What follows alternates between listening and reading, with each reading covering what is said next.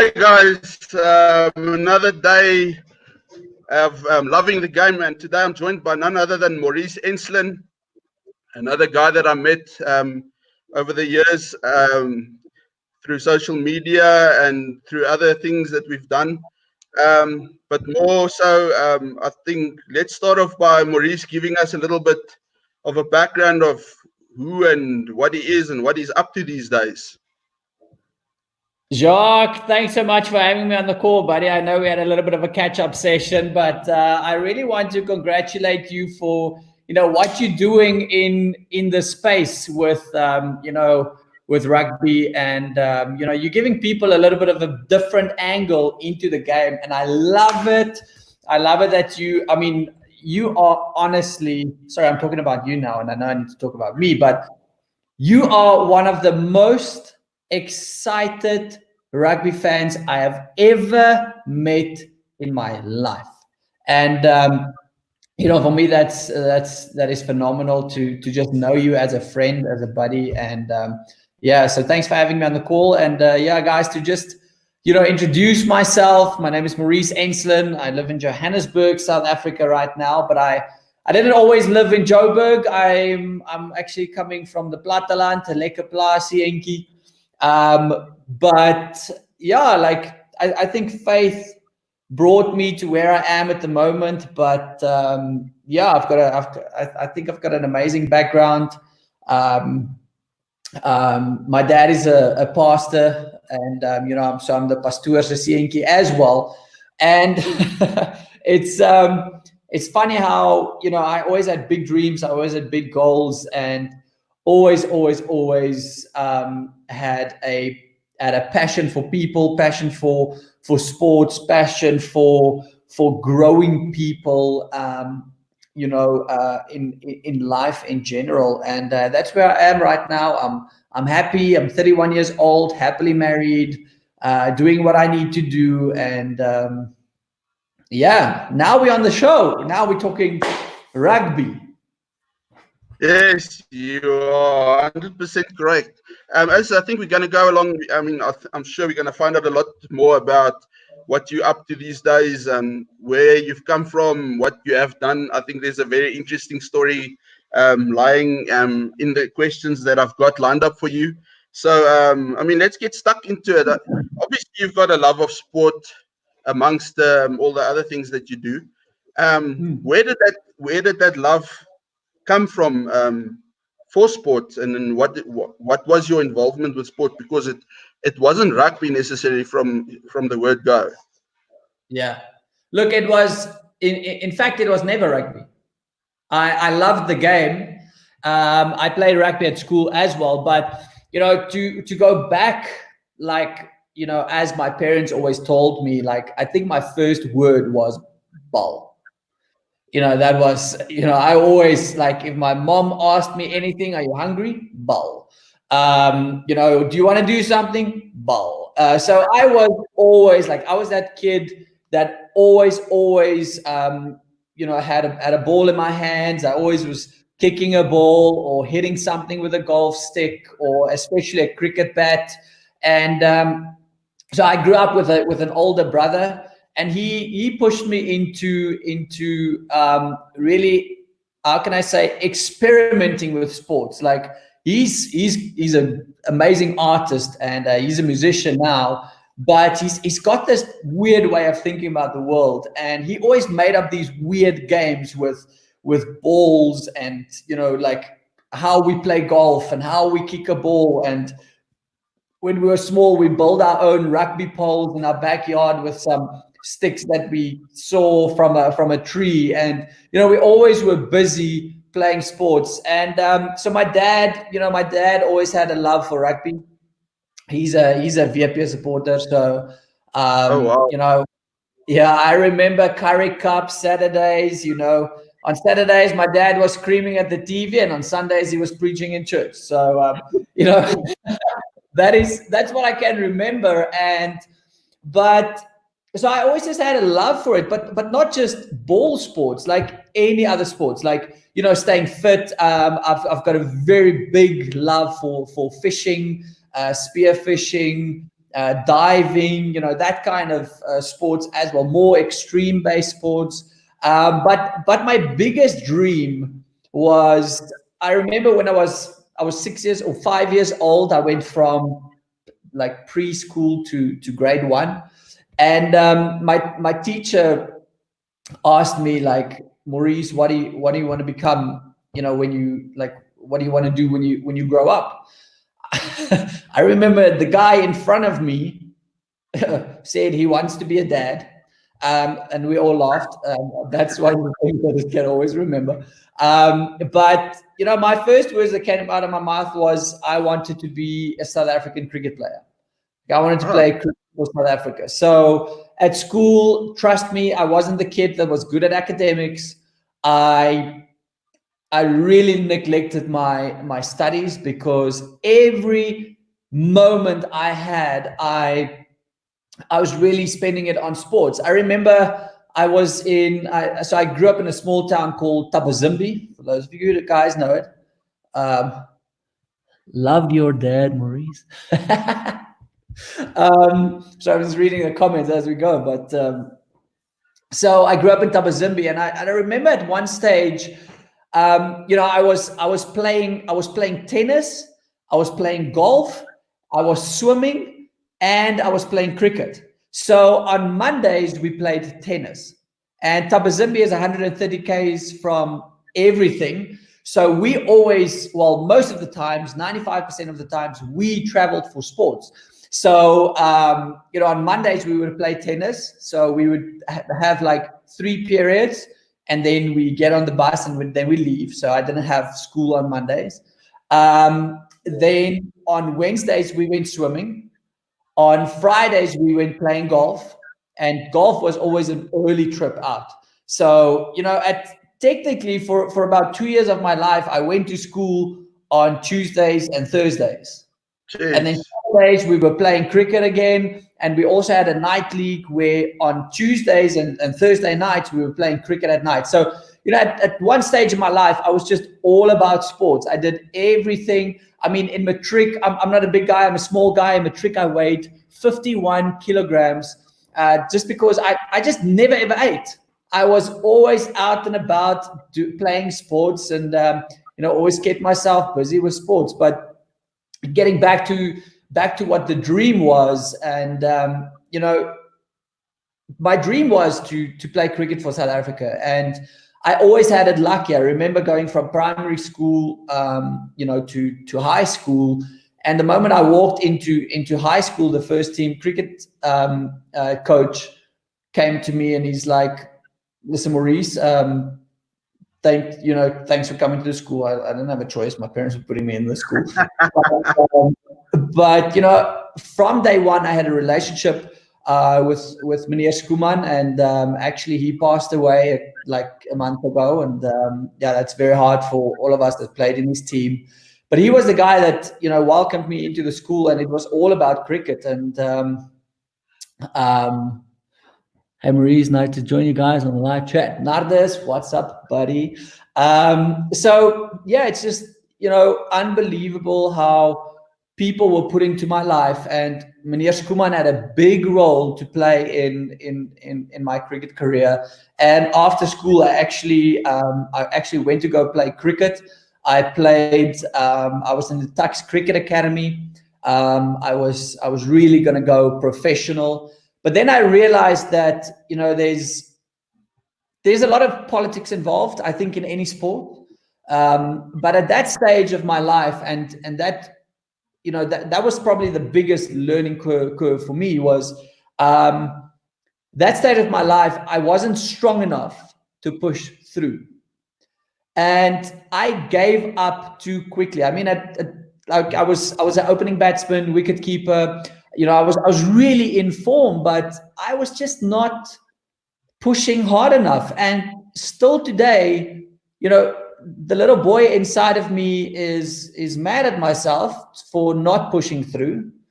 And I mean, I played with some of the guys that's playing on the TV right now, and but lucky I got a very cool job in sports, and that changed my mind from cricket into rugby, and yeah. Jeez, I mean, thanks for that. I mean, I've learned quite a bit now that I didn't know about you, and I thought I did know quite a bit about you, but clearly we need to have a braai sometime, clearly. Definitely. You just mentioned that something happened in your life that I mean, you didn't push hard enough and you didn't go to where you wanted to go, but then something came along. I mean, I for one know what that is, and I think I've been alluding to a specific thing when I was trying to get the word out about today's interview. I mean, there's something very, very unique that I don't think a lot of people besides your friends probably know about you, and that you actually a Super Rugby winner, if I can call it that, hypothetically. So something that I think a lot of people envy. I, for one, think it's amazing to be able to say that. To say that, I mean, it's not like an official, but I mean, you were part of the 2010 Vodacom Bulls that won Super Rugby for the third time that year. So tell us, what am I talking about here? I mean, I don't want to be the guy that lets it out the bag. So why am I saying you're a Super Rugby winner? Please give us all that little bit of news.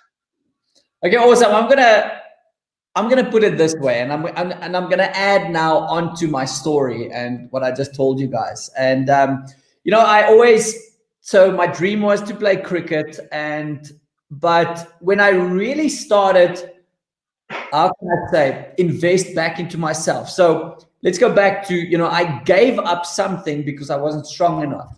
And then this book will always be on my desk. It's called Think and Grow Rich. If you've never, ever read it, go buy this book, read it. I've read this over 300 times now. And, this goes hand in hand with my Bible. But, I never invested in myself to get this thing strong, because sport isn't, I promise you, sport is 90% of what you have in here. And that's what makes the 1% good. So when I played cricket, I didn't have stuff like this because, I never had people in my life that told me, Maurice, invest in yourself. I always thought to just invest in the sport and into the, how can I say, into the skill. And so, after I stopped my cricket career, or lost my cricket career, or gave up on my cricket career, I started studying psychology, and I studied through UNISA. And at that stage of my life, I was living in a commune, and this was in 2009. I was living in a commune with a couple of friends, and the one day I got invited to go watch rugby, and at Loftus, and we were sitting in the cheap seats. We were actually sitting on the South Pavilion on the 10 Rand tickets, the student seats, because we were drinking more beer than watching the rugby game, so we needed money. But I was sitting next to one of my very good friends, and we were watching the game, and I saw the mascot for the Bulls, and Stefan looked at me and he's like, I told Stefan, I would actually like to do something like that, just for fun. And he was like, well, dude, I think you would actually be amazing in doing it. So, I'm always up for a challenge, and I believe if, and this is a word that I actually got from God, that said, we are poor because we don't ask. And that's how I live my life. Like if there's an opportunity, I'm going to go for it, because if you don't ask for it, you ain't going to receive it. So I was sitting there, and I thought, okay, cool. I'm just going to take a shot. So about a week later, I went to Loftus with the CV. Now, I was just like, free balling this thing. I don't even know where to go in Loftus. So I went to the main gate and asked around. I was like, hey guys, listen, I just want to meet with somebody. I want to ask them if I can apply to become the Blue Bulls mascot. So eventually, after about 30 minutes, I got to a lady called Michelle. At that stage, she was she had played quite a big role. Michelle Morris. I don't know if you've ever met her as well. Yeah, no, Michelle. But so she's married to one of the Campbells. I don't know which one though. Yes, you're right. Yeah. So so I walked into Michelle's office and I was like, Michelle, I just want to know, can I apply to become the Blue Bulls mascot?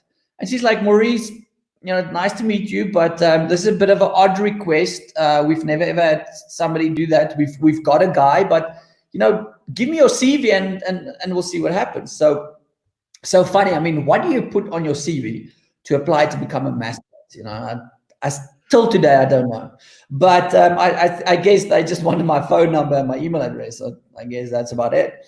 So that was November 2009, and so that December vacation we went. I went with my parents. We went to our vacation place in Sedgefield, and in that time I started training, and in my heart I really believed. Sorry, I'm going deep here, but this is my story. Okay.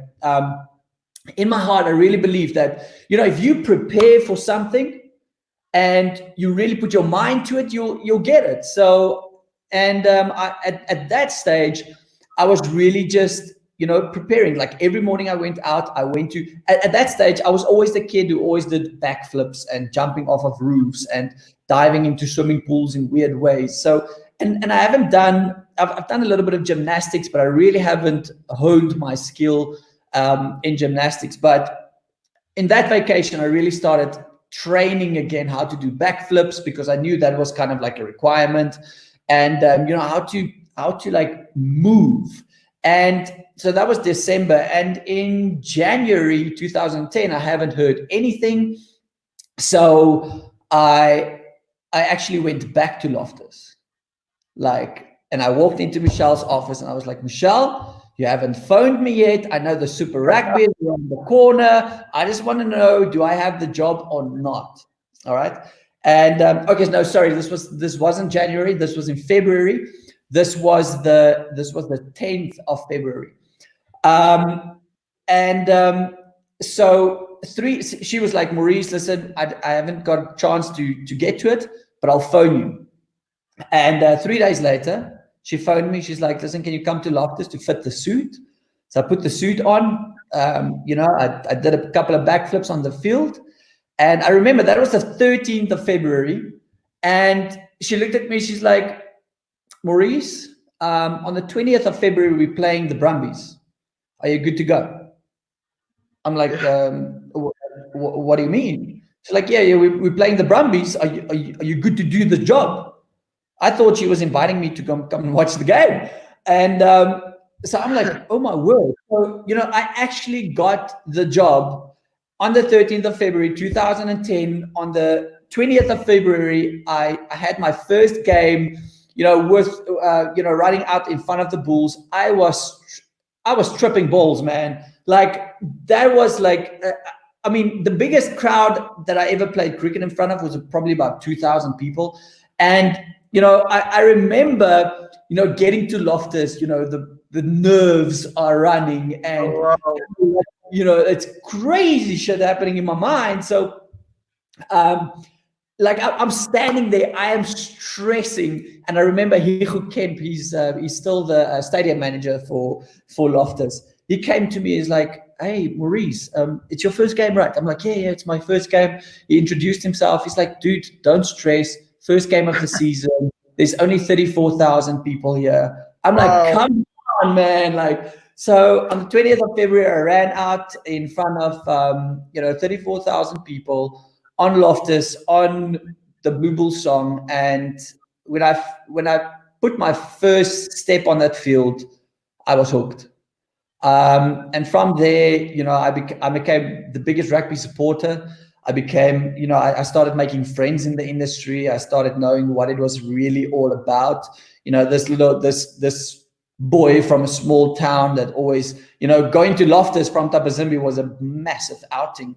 And now I'm actually in the midst of it. And that year was phenomenal. It was the year 2010. The Soccer World Cup was happening. Everything was happening. We played those 2 games at Orlando Stadium.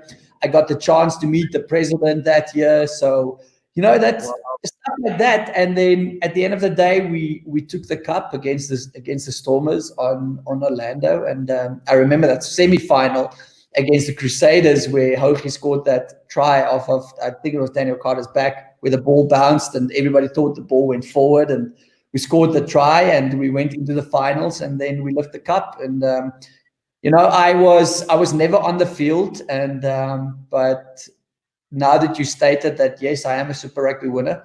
I was part of the team. I was singing the anthem with them. I was entertaining 50,000 people with everything in me. I remember that game. I tore my hammy with doing a backflip, and I just carried on. I was just like, I'm not missing anything of this. So, yeah, that's my story, man. That is so cool. I mean, I must say, the day that I found out that you were Bulletjie, I mean, that was just like cherry on top. I remember I was following you on Twitter, like, for so long, and then one day I send you a private message, and I'm like, dude, who is the guy behind Yellow Cap? And I don't know if you can remember this. And that's how we met. How we started talking. Yes, I actually do remember that now that you mention it. Yeah, and then we met a while after that for coffee in Centurion. That is correct. Yes, I mean, we'll actually touch on that definitely, because I mean that wasn't even rugby related, but I mean, being a passionate Bull supporter and finding out that you actually know the guy behind the mask, if I can call it that, or behind the suit more. I mean, that was pretty special. I mean, it was like, I mean, coming from that era, and I mean, those times, it was like, I mean, for any Bull supporter, I think I mean, you were seen as part of the team. So I mean, it's just as big an honor to think, wow, this is like someone that's part of the team. Even, I mean, you might not be a player, but shit, I mean, everybody knows who Bulletjie is. So I mean, thanks for sharing that story. Just out of interest, what was a normal week for you being Bulletjie? I mean, what would it entail basically? How often were you at the stadium? Or was it just, I mean, you got to just make sure you fit and whatever? Or I don't know, what did the job entail? Yeah, so I think in the first year it was kind of like I was still finding my feet. At that stage of the game, we didn't really have processes in place where Bulletjie was only seen in the stadium and in a Vodacom ad here and there, or stuff that SuperSport did. But I really started, my first year, I would say I was keeping fit and I was training a lot. But it was mostly on Saturdays and here and there, events by Vodacom and the Blue Bulls and stuff like that. But in my second year, we started implementing, a lot of things because I believe I had a platform. I wanted to get, I still believe Bulletjie is one of Pretoria's biggest celebrities, but it's still underutilized. If somebody from the Blue Bulls is watching this is still my opinion. But Bulletjie has got power. And Jacques, this is something, I can't explain it to somebody, but the moment you put on that suit, I've got two personalities. I am Maurice and I am Bulletjie. The moment I put that head on, my whole persona changes to become Bulletjie. But so I started putting stuff in place to do more exposures. We did, parties. We did appearances at schools. We did so many other things. I collaborated with the Lions mascot. I collaborated with the Titans mascot. I collaborated with Bokkie. And we were starting to really do more and more and more. So it went from, really just being there on Saturdays or Friday evenings or Saturday evenings to being at Loftus, almost full time. I did Bulletjie for 3 years completely full time, where it was enough income, I was busy enough, it took all of my time. So yeah. And then I just want to find out from you, what was your most cherished moment being Bulletjie? I mean, if ever you think back to those days, what is the one moment that stands out the most? Whether it's rugby, anything. All right, I've got 4. Okay. Can I tell all 4? I'll be quick. Oh, why not? All right, we've got time, man. Everybody's at home anyway. Exactly. All right, so one of my biggest highlights was I made my best friend through the Bulls, and the day I met this guy, it was kind of like, who are you? I'm this, he's that, and his name is Johan Reiners. You probably know him as well. He's the photographer for the Bulls, and I just, it's if I had to do Bulletjie just to meet Johan, it's literally, that is a match made in heaven for me and him. Like literally, he's my best friend. I will give everything for that guy, and we literally, like, we kop en een mis, we're the same person, and that is a big highlight for me. The second highlight, well, sorry, I'm jumping around. My first highlight I'll get to now, but another highlight was 2010 finals, lifting the cup. That was quite a big one for me. And then I would say my very first highlight happened on my very first day, when I ran out in front of 34,000 people. So to give you a little bit of background, my dad and my mom, it's not the only friends you made there. Yeah, Willem. Yeah, Willem is also like, I met Willem through the Bulls. So Willem, thanks for watching. Willem is, if you ever want a guy that knows operating systems, this guy is a genius. Also underutilized. So, but yeah, Willem is a good guy. Thanks, Billy. But sorry, my watch is notifying me about messages. But I would say my biggest highlight happened day one. And so my dad and my mom, they were still today, they are my biggest supporters. Not just mine, but my brother and my sister. At every cricket game, my dad was there. I mean, he's a pastor, he only works on Sundays. So my dad was there, my mom was there. When we played rugby, when we played, when we had a swim gala, when we had athletics, when we played tennis, my parents always took the time, to be at our sport events. And, I could always hear my dad from the sideline. But if you know my mom, she's a small lady, she's a powerful lady, but she doesn't have a powerful voice. And we always, always when I was batting or fielding or anything, my mom would be like, "Did you hear what I said from the side?" And I was like, "No." My mom's got the softest, most angel-like voice ever. But so, they were always my biggest supporters. And I remember the day, 13th of February, I phoned my dad and I told him, "You know what, Dad, I got some news to share. I know you're not a Blue Bulls supporter, but I officially just became the Blue Bulls mascot." My dad and my mom was obviously like, "Oh, my kind, this is amazing." And, praise the year and and everything. And they were just like, at that stage, because they live in Tabazimbi, at that stage, I was already in Pretoria.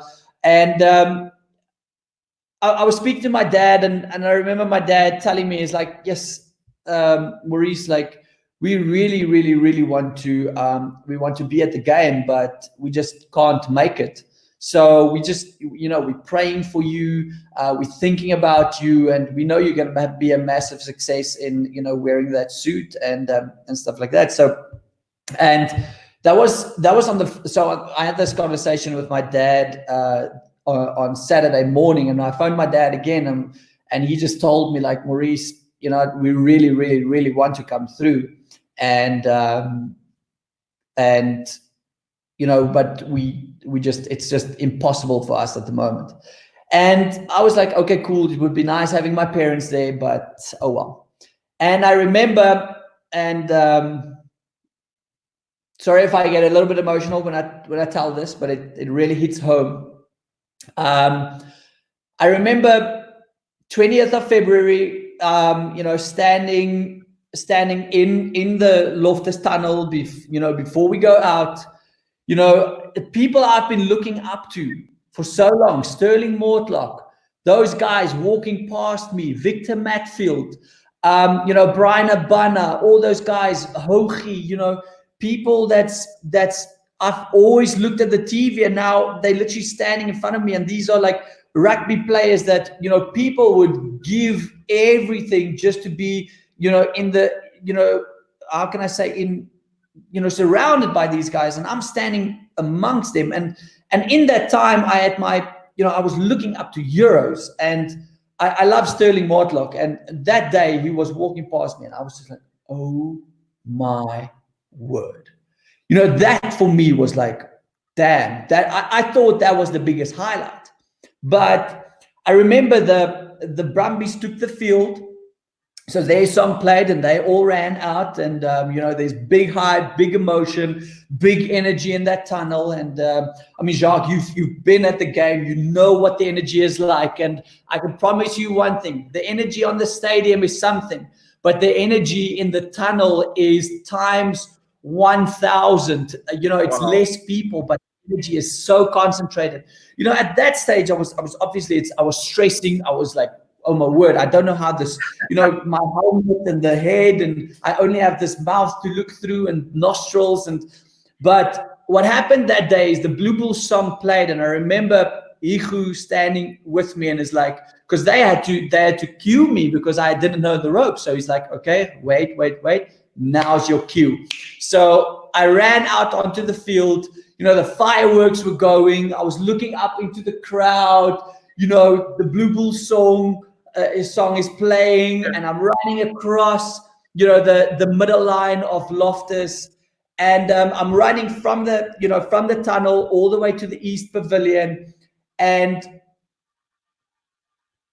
the first person I saw on the East Pavilion was my dad. Oh wow! And he was just standing there, and I didn't even know he was going to be there. And I ran out on that field, all this emotion, and I could just see my dad pointing at me. And he was hitting his chest, and he was just like, I love you. I am proud of you.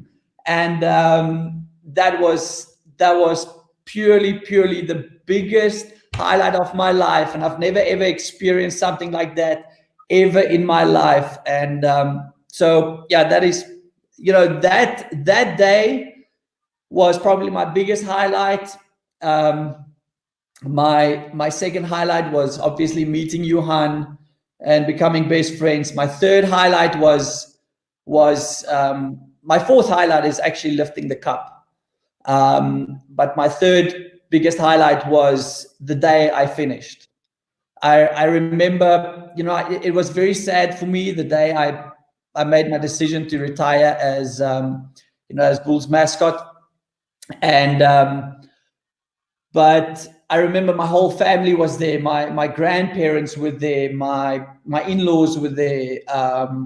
This was before I got married, but I had family there. And if people know me, I'm a family guy. I'm a people's person. I didn't do Bulletjie for, and I can promise you this: I didn't do Bulletjie for the sports. I didn't do Bulletjie for the Bulls. I did Bulletjie for the fans. I did Bulletjie for, to make people proud. I did Bulletjie to have an impact in kids' lives and in people's lives. And And that day I had my last game, was quite a big one for me. I had everybody there, and the coolest thing was after the game, everybody, my whole family was on the field. We had a special photo session, and and that was the last time I walked off the field. And I've only been back to Loftus probably about 3 times after that. Wow, that's quite amazing. Geez, I mean, thanks for sharing that. I think Pleasure. Willem just sent a message there saying, I mean, the only person ever to be able to backflip Bulletjie. I mean, I've been a Bulls supporter since I was 6 years old, and I remember, I'm not sure how many Bulletjies there's been, but I mean, I know when you were Bulletjie, and I must agree with Willem. I think you were one of the, well, not one of, you were the most entertaining Bulletjie, and that's why I think I admire you so much in that regard. Besides, I mean, just being an amazing person.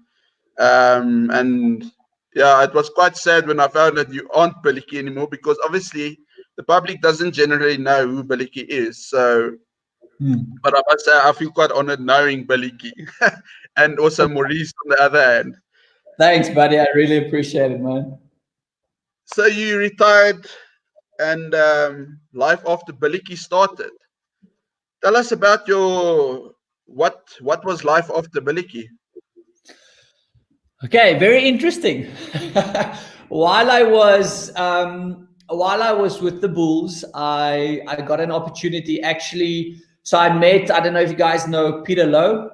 I met him at the final, in 2010, and in 2014, I got a message from Peter to talk business. And if you get a message from professional people, you tend to listen. And Peter started talking to me about the network marketing industry. And I completely fell in love with the network marketing industry.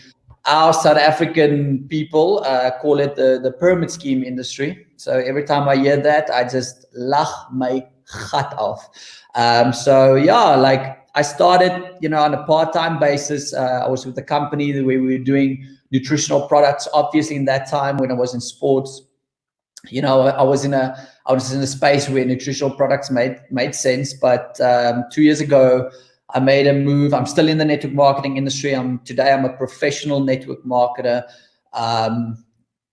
Technically retired at the age of 31, but I'm not gonna say that, but I'm financially free because of this industry. And there's a big stigma around the industry that the guy at the top is making the most money.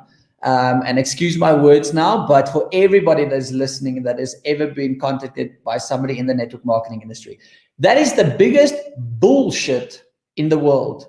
And I say that because I need South Africans to start realizing that there are opportunities out there, especially in the time that we are right now. COVID-19, people are losing their jobs. And Jacques, you put it so spot on the other now before we spoke on this call. You said there are so many people that's literally staring down the barrel right now, and that is the case. My business currently is exploding. I'm in the travel industry now, which is currently very ironic because nobody's traveling, but my business is exploding because people are looking for opportunity. And lucky for our company, we earn in American dollars. And if Jaco Visagi is watching this video right now, the dollars and the real world is making sense. Sorry, inside joke between us. So yeah, I've been a network marketer. I've helped a couple of people, earn passive income. There are so many sports people that's part of network marketing, and that's my life right now. I help people make money online. I truly believe that if this thing is costing you money, you are doing it wrong in the 21st century. Your phone can be your biggest asset. You can make so much money off of it right now, but people need to be open-minded and just actually go out and do the thing and get the skill and make some money. So yeah, I'm a network marketer. The guy who signed me up doesn't even make $100 a month. I make way more money than him. And I'm below him. So going back to the whole bullshit thing that the guy at the top is making the most money, trust me, I am the living proof. And I've got people in my organization that's making more money than the person who brought them into the business, into the company. So if anybody's watching this out there and you still have this stigma around the network marketing industry, stop it, because you are uneducated. Sorry, that's probably a bit harsh, but that's how I feel about it. Oh, well, So I think, listen, I've known you for a while now, and that coffee that we met over that was why we met. I mean, was purely because of the network marketing thing. And for anybody out there, I mean, if you want to get hold of Maurice, use his Twitter handle. I'm sure that's your same handle on Instagram as well. Yeah. I'm not I sure, think but that's my Instagram handle. I don't even know what my Twitter handle is. well, I'll let you give some details out at the end of the show. Then you can just, and if people are interested, then at least they have some way of contacting you.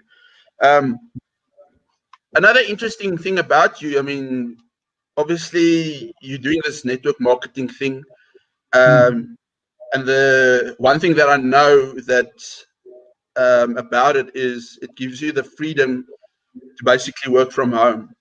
Yeah. So you do spend quite a bit of time at home, besides the odd times when you do travel overseas, or going to meet people for coffee and introducing them to the stuff. But other than that, you at home quite a lot. And if anybody follows Maurice on Instagram, especially, you would have noticed that he's actually quite entertaining. I think that was also one of the reasons why I actually started following you. He's quite a creative character when it comes to videos and stuff. And I mean, anybody that saw his tweet that he put out in regards to today's video saw him take a few, well, not a few. He did a shot where he got a basketball through the hoop. And funny enough, someone last night asked how many takes that was. I saw. Yeah, it would be interesting to know, because I mean, how many? 7 takes. Oh wow! I must say, I thought it was 8, but I did also wonder how many it was, because I mean, every time you would have had to record that whole thing. But dude, I was frustrated because I was saying that message over and over and over again, and then I literally throw the ball backwards, and it literally would land on the rim or hit the backboard and just bounce. And I was just like, "Oh my word, 7 times, bro!" Oh well, thanks. That is commitment. I must say. And I mean, but any of your other videos that's been doing the rounds, I mean, they are fantastic. I mean, my kids are enjoying them so much. So I mean, whenever I see them, I call them, come watch, and something that is very prevalent in your videos is you've got two I think it's Labradors, if I'm not mistaken. And the interesting thing about it is, I think a lot of people probably think these are just your house pets, but in actual fact, they're more than just your house pets. They're not just 2 dogs that you own and spending your time with, as they would say, a man's best friend. And I know from following you and your videos and stuff, they are truly your best friends, probably. So, yeah. But there's something behind those 2 dogs, and I'd like you to share a bit about them. I mean, I saw Loki. Am I mistaken in saying Loki's got his own Instagram account? Yeah, no, I didn't create Instagram accounts for them, but I feature them on my accounts. Yeah. Yeah. Okay. Well, anyway, Loki is one of the 2 dogs, and I think April is the other one, if I'm not mistaken. Okay. Well, anyway, I mean, please tell us about them and what is so significant about those 2 dogs. Okay. I'm going to quickly go and call them. Hold on. Yeah, sure. I'll be here in a moment. Just hold on. Loki, April. Come. Where's Loki? Loki, my boy. Come here. You guys are going to be on TV. Come. Okay. So I'm going to introduce Loki first. This is my boy Loki. Okay. He always has a ball in his mouth. So I don't know if you guys can see, but so Loki and April. Okay, so that's Loki. He doesn't like the camera, and this is April. Hello.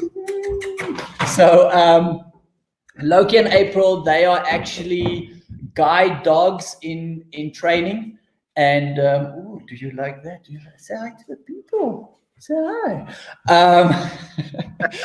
But so they guide dogs in training. Like my wife and I, we are looking on at moving to the UK, and about 2 years ago, we really, when this whole process started to take place, we were looking at, because I love dogs and I really wanted a dog, but we thought, if you get a dog right now, how are we going to work with the dog, and is it going to go over with us, or do we have to leave him behind, or whatever? And so just for everyone there, they love Beano Rollies. Yes, thank you, Willem. Willem gave Loki and April each a birthday present, so Willem, they loved it. But so we were thinking about getting our own dog, but then we came across the Guide Dog Association of South Africa, and we decided instead of just getting a dog for the purpose of having a dog, why don't we give back to the community?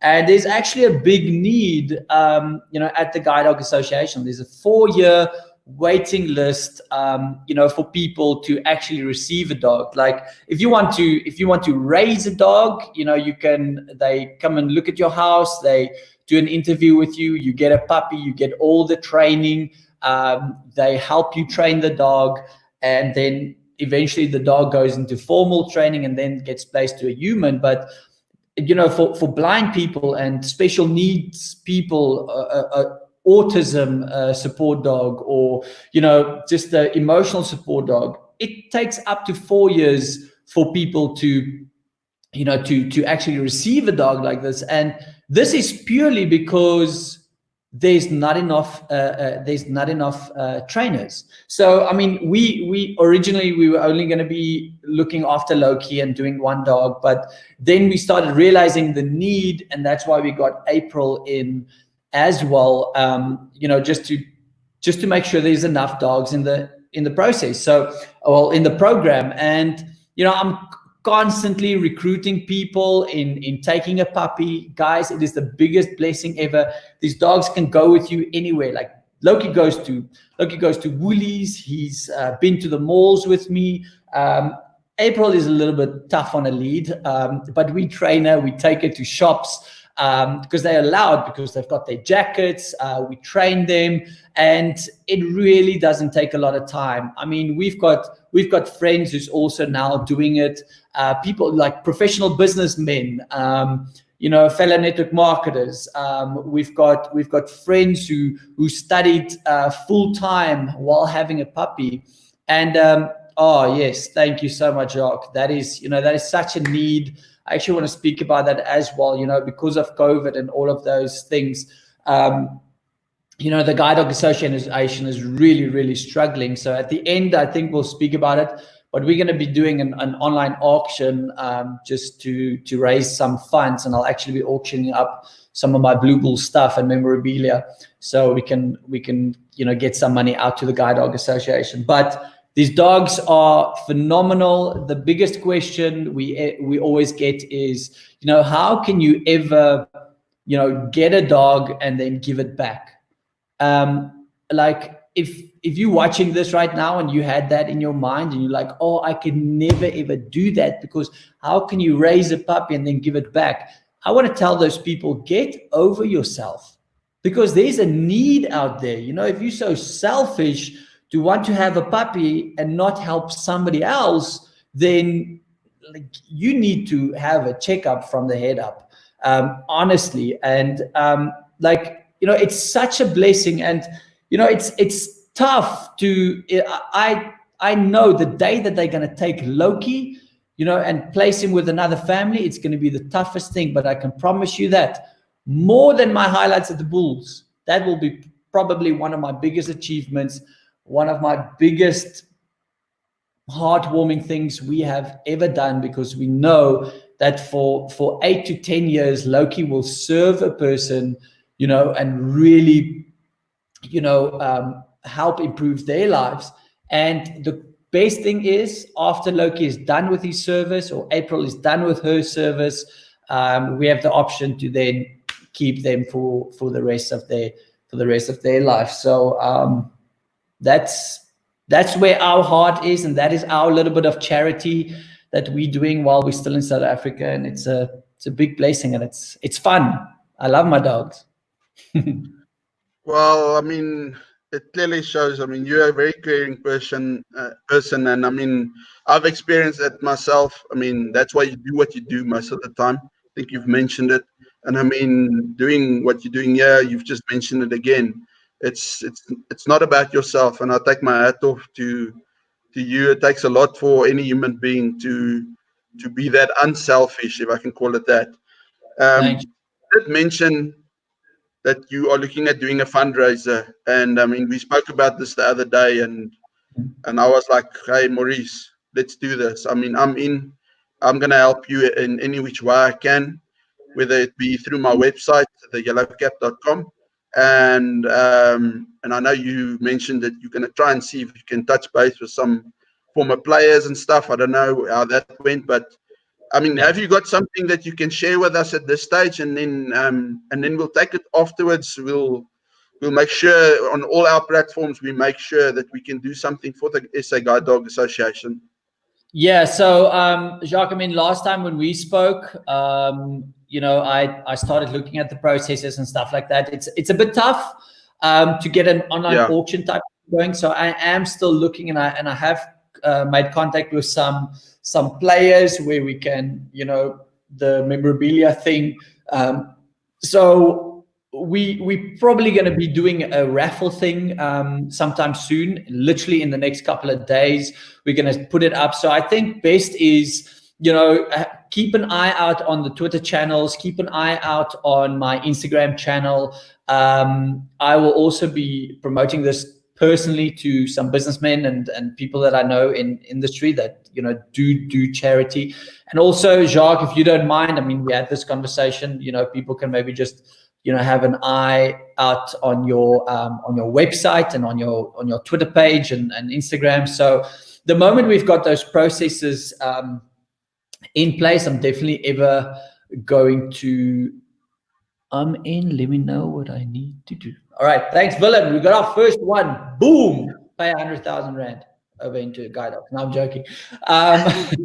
So I'm we'll be giving out information, but then also, Jacques, we haven't touched on this, but I recently, literally in this year, obviously now because of COVID-19, the plans are a bit shaky, but I recently launched my story of, it's called 7 Years Behind the Mask, where I literally go and speak to businesses, schools, churches, where I really just, tell my story of the principles I learned, what God told me the 7 years I was behind the Blue Bulls mask.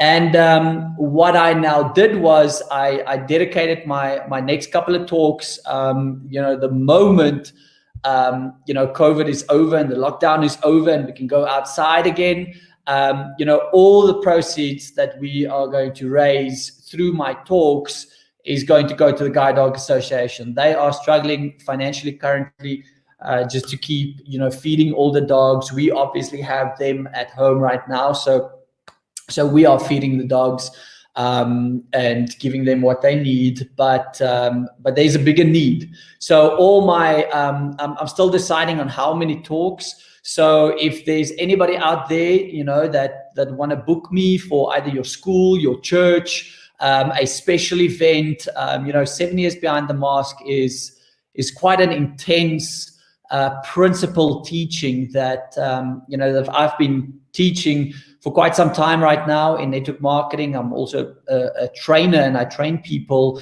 and I'm a coach. I'm a teacher, and but there's a need for more, and there's a need to teach people outside of network marketing just to grow in life in general, not necessarily in network marketing, but in other aspects as well. So I use the principles that I've learned behind the mask for 7 years, and I give it to kids, and I give it to businessmen. Funny enough, I do a lot of talks in the property industry. I don't know why, but it's a good thing. We make money, we do good with it. For me, it's not about putting that money in my pocket. For me, always Bulletjie was creating a platform so I can bring change in other people's lives. Now I'm shifting that platform to, we're not always going to have dogs with us, but we will always be involved in the Guide Dog Association, with really just financially, helping them. And you guys, Jacques has put the website for the Guide Dog Association on here as well. You can literally go to their website and pledge $100 a month or $1,000 a month or a once-off donation. And please do that because it's very important. Literally $500 would mean the world for them. It's quite expensive to put a dog through training, but if you're out there and you have a heart, and you can't necessarily take a puppy, but you can make a financial contribution, that will be amazing. Or book me for one of your next talks, and we'll make some geld, and we'll pay the geld over to the guide dogs. Okay, well, that's really cool, and we're definitely gonna be backing you to get the word out there, and see how we can support this cause and make sure that people try and get involved. I know it's tough times, but there are people out there that is willing to help out, organizations and things that are in need, because we all know that there are things like this. And I mean, there's a lot of people out there that has a big love for animals, and I'm sure, with the memorabilia pieces that might be coming up, or that will be coming up, there'll be quite a big interest in that regard as well. Maurice, yes, thank you so much. This has been so entertaining, so informative, and I'm very, very glad that I got you on, and thanks for agreeing to come on and sharing your story with us. No, anytime. For you, I'll kill a bull. No, don't kill a bull. Anything else? Can't kill a bull. Anyway, geez, but thank you so much once again. It's been a pleasure and an honor to listen to your stories and your background, and sharing your stories of Bulletjie, and all the best with Loki and April. Thank you very much. Following you on Instagram, you can see the love that's there, and geez, every time I think you mentioned it, it's like, that's one thing that comes into my mind. It's like, geez, how will you, the day that they've got to go, how will you say goodbye? But I can see your heart's in the right place, and well done. Just having a dog. Geez, I think if you ever have kids, they will be the luckiest kids in the world. So I always say, if you can look after animals, you can definitely look after kids. So, and I don't mean it in a bad way at all. So please don't take it up with anybody. But anyway, once again, thank you so much for joining me, and for sharing your stories and spending time with me. And all the best for the future. And who knows, maybe we'll chat again soon.